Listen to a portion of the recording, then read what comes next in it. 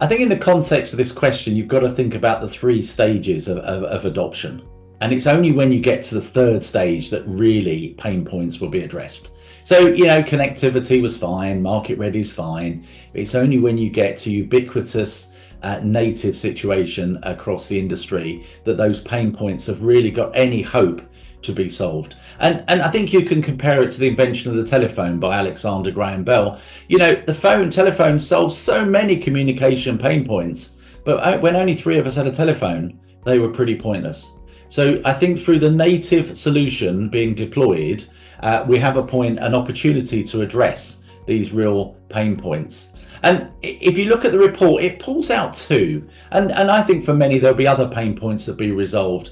But the report pulls out the fact that of the ability of native adoption of ISO 20022 would lead us to a position of much improved transparency, much improved management of data. But look, the one that excites me the most is better fraud monitoring and action. Because if all we do is thwart the fraudster, I'll be a very happy person. The report also points the ability to leverage structured and enhanced data, and we can see some of that in LEIs. We can see some of that in purpose codes. I'm sure that's scratching the surface of what we can do in terms of structured and enhanced data within a message.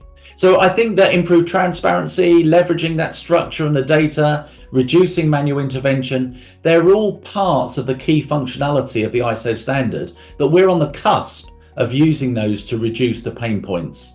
And look, let me pick the one that Zhenya often picks up on this conversation around the pain points of manual intervention, the pain point of reduced friction, the pain point of false positives, the challenges around standardized and structured data in ISO 20022, and it's the bar Cuba conundrum. It's how words in a message can lead to friction that actually the ability and the opportunities of ISO 20022 can finally take away for us. So we obviously have a big deadline coming up, which is November 2025, which is the end of the coexistence period. And then after that, then banks and FIs will be expected to be able to both send and receive messages in ISO 20022 format as an alternative to traditional MT and MX messages. However, as of the end of June, we're roughly about 50% of those SWIFT members are compliant for CBPR+. So the real pressure is on. And obviously you've also got domestic ISO deadlines, whether that's FedNow or various different ones in Europe and in APAC. But I think it's very important to reiterate that November represents the start of the journey. It's then when you're going to start to realize all the different use cases you can use for ISO 20022.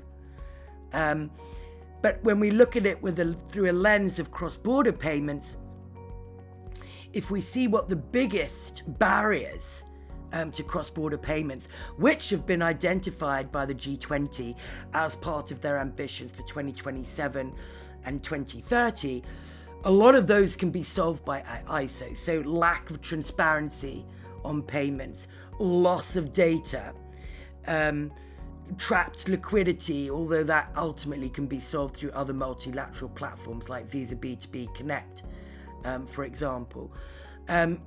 And then if you think of this whole idea of false positives and friction within payments, which costs not only a lot of resource time, but also adds a lot in terms of the transaction,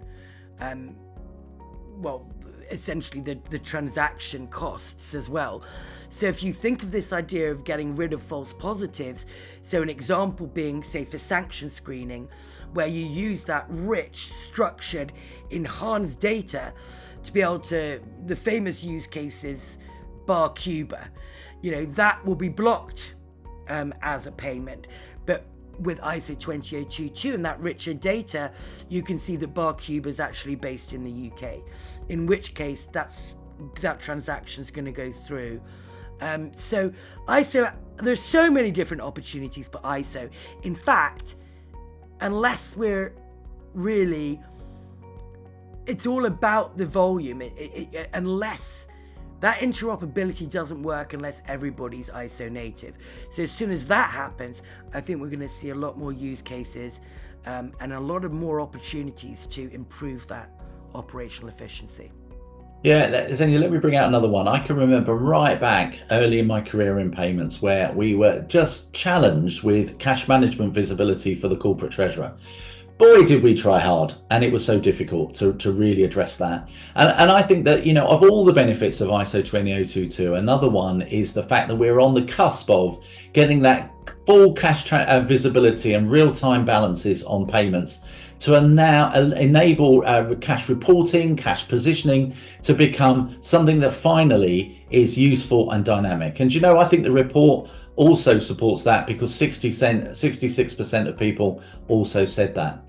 And I said it was the one thing around ISO 20022 that's really driven that. I would say actually it's ISO 20022 has enabled that to happen, but it's being driven particularly because instant is the new word, and instant changes everything.